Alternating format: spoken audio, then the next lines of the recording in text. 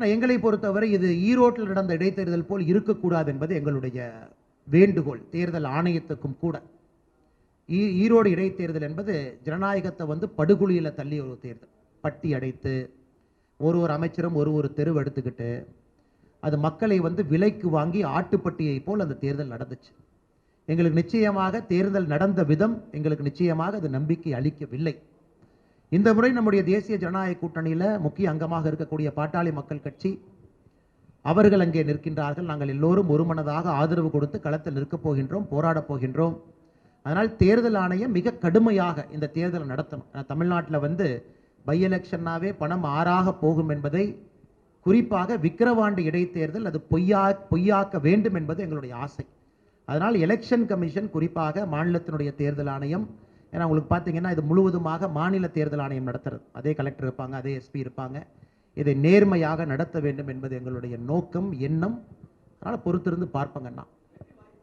ஆனால் ஒரு தேர்தலுமே வெற்றிக்காக நாங்கள் போகக்கூடிய தேர்தல் தான். இதற்கு முன்பு பாட்டாளி மக்கள் கட்சி அங்கே நல்ல ஓட்டு வாங்கியிருக்கிறாங்க. 2024 பாராளுமன்ற தேர்தல் எங்கள் கூட்டணியும் நல்ல வாக்கு வாங்கியிருக்கிறோம்.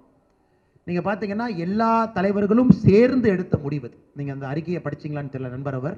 எல்லா தலைவர்களும் ஒன்றாக பேசி இந்த கூட்டணி எவ்வளவு பலமாக இருக்குது அப்படிங்கிறது அந்த தேர்தல் அறிக்கையிலே நீங்கள் பார்த்துருப்பீங்க. எல்லா தலைவர்களும் பேசி எல்லா தலைவர்களும் முடிவு செய்து கடைசியாக எங்களுடைய தேசிய தலைவர் திரு ஜே.பி. நட்டாஜி அவர்களிடம், உள்துறை அமைச்சர் அமித்ஷாஜி அவர்களிடம் தொலைபேசியில் இன்று காலை பேசி அதன் பிறகு பாட்டாளி மக்கள் கட்சி நிற்க வேண்டும் என்று ஒரு மனதாக முடிவு செய்து அவங்க நிற்கிறாங்க. இந்த கூட்டணி வருகின்ற காலத்தில் இன்னும் பெரிதாவதற்கு விக்கிரவாண்டி இடைத்தேர்தலில் எப்படி இந்த கூட்டணி பாட்டாளி மக்கள் கட்சியை நாங்கள் முன்னிறுத்தி இருக்கின்றோம் என்பதே உங்களுக்கு ஒரு அரசியல் இலக்கணம். அதனால் நிச்சயமாக வெற்றி பெறுவோம் என்கின்ற நம்பிக்கை இருக்கு. காரணம் பல காரணங்கள். இப்போ 40 ஜெயிச்சிருக்கலாம். அதே இது இடைத்தேர்தலில் பிரதிபலிக்குமா? ஒத்துக்கிறேன். இடைத்தேர்தல் 86% இந்தியாவில் ஆளுங்கட்சி தான் ஜெயிச்சிருக்காங்க. சரித்திரத்தை எடுத்து பார்த்தீங்கன்னா 86% ஆளுங்கட்சிக்கு சாதகமாக இருக்கு. ஆனால் எப்பொழுதுமே அரசியலில் மாற்றம் எப்பொழுது வேண்டுமானாலும் நடக்கலாம். அதனால் நாங்கள் நம்பிக்கையோடு போராட போகின்றோம். செய்திகளை உடனுக்குடன் தெரிந்து கொள்ள உடனே சப்ஸ்கிரைப் பண்ணுங்க.